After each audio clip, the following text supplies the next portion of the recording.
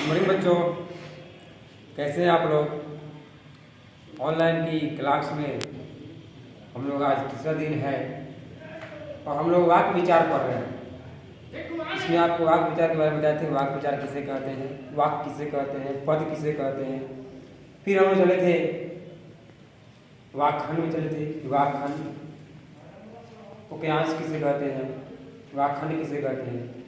अब कहते हैं हम लोग क्या कि वाक्य के कितने अंग में बांटा गया है। जो मैंने आपको कल लिखाया था कि वाक्य को 3 भागों में बांटा गया है। पहला है सरल या साधारण वाक्य, दूसरा मिश्र वाक्य और तीसरा संयुक्त वाक्य। तो हम लोग लिखेंगे पहला में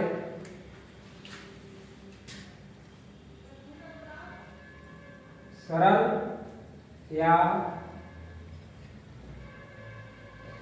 साधारण वाक्य। ठीक है, सरल या साधारण वाक्य। अब देखिए, इसको लिखने के बाद 2 डॉट दीजिएगा। डॉट देने के बाद में आप इसमें लिखिएगा कि जिस वाक्य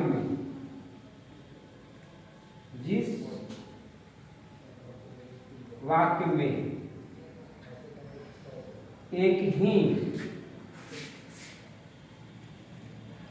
क्रिया रहती है या होती है, रहती है या होती है। ठीक ना।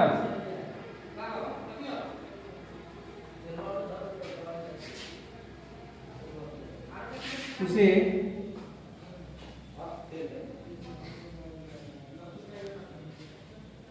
सरल या साधारण वाक्य कहते हैं। ठीक है। जिस वाक्य में एक ही क्रिया रहती है या होती है उसे सरल साधारण वाक्य कहते हैं। जैसे देखिएगा,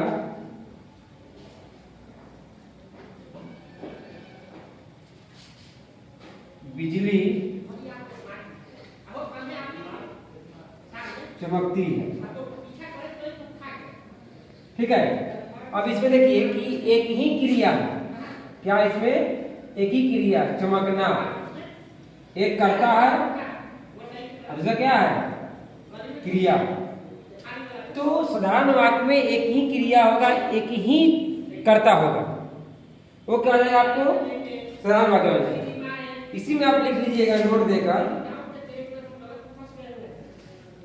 कि सरल वाक्य में एक उद्देश्य और एक विधेय होता है। ये भी ध्यान रखिएगा। अब पैसे उद्देश्य और विधेय, तो सरल वाक्य में एक उद्देश्य होता है और एक क्या होता है, आपको विधेय होता है। ठीक है।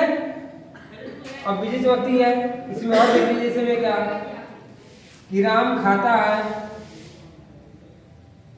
एक ही क्रिया है।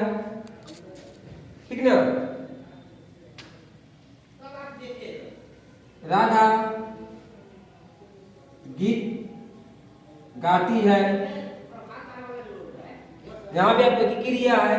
खाना क्रिया हुआ, गाती क्रिया हुआ, ये सब क्या हो गया आपको, ये सब हो गया साधारण वाक्य हो गया। ठीक है। तो इस नोट कीजिए।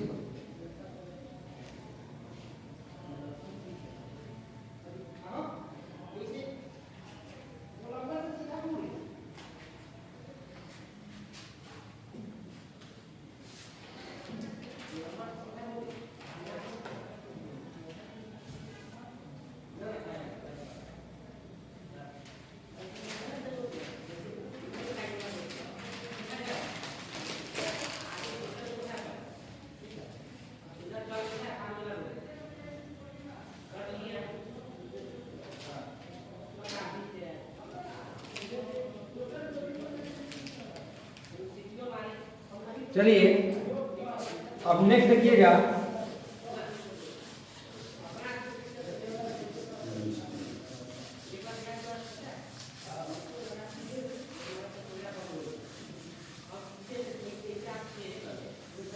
नेक्स्ट है आपको मिश्र वाक्य। क्या है आपको? मिश्र वाक्य। मिश्र वाक्य, ठीक। यानी मिश्र कहने का मतलब कि मिला हुआ। मिश्र मतलब क्या हुआ कि मतलब मिला हुआ। अब देखिए कि जिस वाक्य में एक से अधिक, देखिएगा कि जिस वाक्य में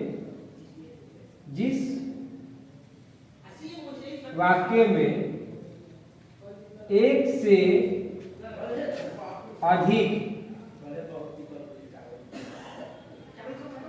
अधिक सरल वाक्य, इसको साधारण वाक्य भी कह सकते हैं इसको। तो जिस वाक्य में एक से अधिक सरल वाक्य या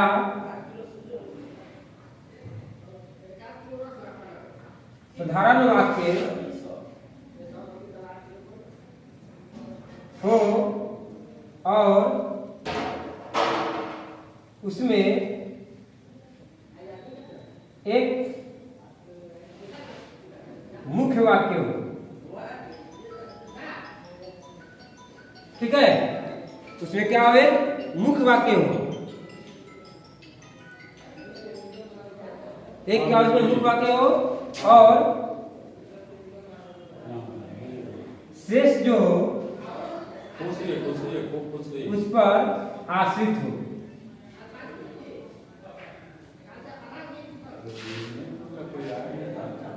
उसे मिश्र वाक्य कहते हैं।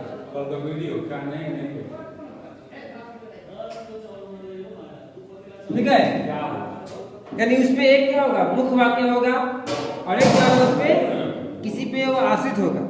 जैसे मम्मी अपने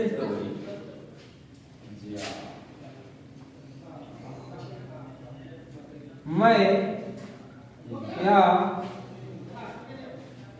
जानता हूं कि यह काम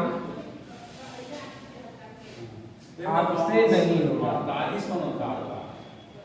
नहीं होगा, ठीक है। तो मैं यह जानता हूं, यह हो गया आपको मुख्य। 4800 का बोलो। एक हो गया आपको मुख्य हो गया कि यह काम आपसे नहीं होगा। एक क्या हो गया? आपको उस पर आश्रित हो गया। अब एक काम किससे नहीं होगा? यानी मैं, यहां पर कोई नाम रहेगा कि राम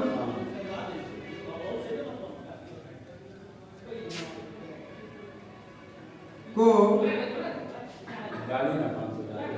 लिखना या लिखने नहीं आता है,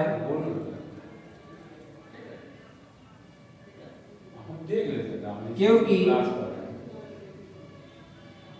वह पढ़ा नहीं।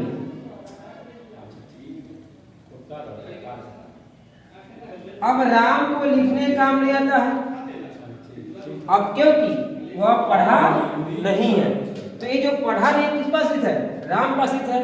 उसी प्रकार यहाँ पे है कि मैं जानता हूँ, यह क्या क्रिया हो गया और क्या है? आपसे काम नहीं होगा। क्या हो गया? यहाँ पर इससे इस पर आश्रित है। तो एक तरह इसमें एक मुख्य वाक्य होगा और शेष जो वाक्य होगा वो क्या होगा? इस पर आश्रित होगा। तो ये हो गया आपको मिश्र वाक्य। फिर इसको नोट कीजिए। देख लेते अभी पैसा भेजिएगा आप।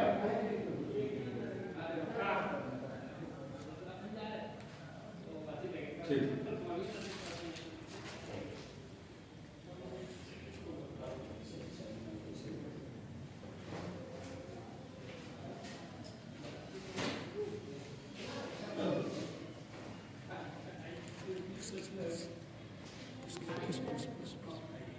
देखिए अब तीसरा क्या है? संयुक्त वाक्य, कि जिस वाक्य में साधारण अथवा मिश्र वाक्य का मेल हो और उसमें योजक चिन्ह हो। योजक चिन्ह मतलब कि मिलान करना चाहिए। इसे और हो या अथवा हो या किंतु हो, कुछ भी हो सकता है। यहाँ पे तो क्या होता है? अव्यय द्वारा होता है, उसे संयुक्त वाक्य कहते हैं। ठीक है। देखिए जैसे उसकी आंखें हंसती है, ये क्या हो गया आपको? मेन वाक्य हो गया। किंतु ये क्या हो गया? अव्यय हो गया। क्या हो गया? अव्यय। ये क्या संयुक्त कर रहा है, मिला रहा है आपको। किंतु उसका हृदय रोता है। उसकी आंखें जो है हंसती है, लेकिन उसका हृदय क्या है? रोता है। उसी प्रकार यहां पे भी दे सकते हैं कि उसकी आंखें हंसती है, किंतु उसका दिल तड़पता। ठीक है। अब देखिए, उसकी आंखें भले हंस रही है, लेकिन उसका दिल क्या हो रहा? तड़प रहा है। अब मानिए कि कोई छोटा बालक है, छोटा अबोध बालक है, और उस अबोध बालक की मां मर जाए और उसको लोग किसी तरह पाल पोस के बड़ा करे, तो उसके भले उसकी आंख के सामने आंख हंसेगी, लेकिन उसका दिल जो है अपने मां के लिए क्या होगा? तड़पते रहेगा। उसी प्रकार किसी पर विपत्ति आ गया है तो किसी समय वो हंसेगा जरूर, लेकिन वह अंदरे अंदरे क्या आएगा? रोते रहेगा। तो यही यहाँ पे किंतु है, ये क्या है? आपको अव्यय है, और यह साधारण वाक्य और मिश्र वाक्य को दोनों क्या कर आपको मिला रहा है। ये आपको वाक्य जो 3 भागों में बांटा गया था वो आपको इस प्रकार से है, इसको नोट कर लीजिए। और आज के लिए इतना ही। फिर अब अगली क्लास में आपको और इसके बारे में बताया जाएगा, पढ़ाया जाएगा नेक्स्ट टॉपिक के बारे में। तब तक के लिए धन्यवाद।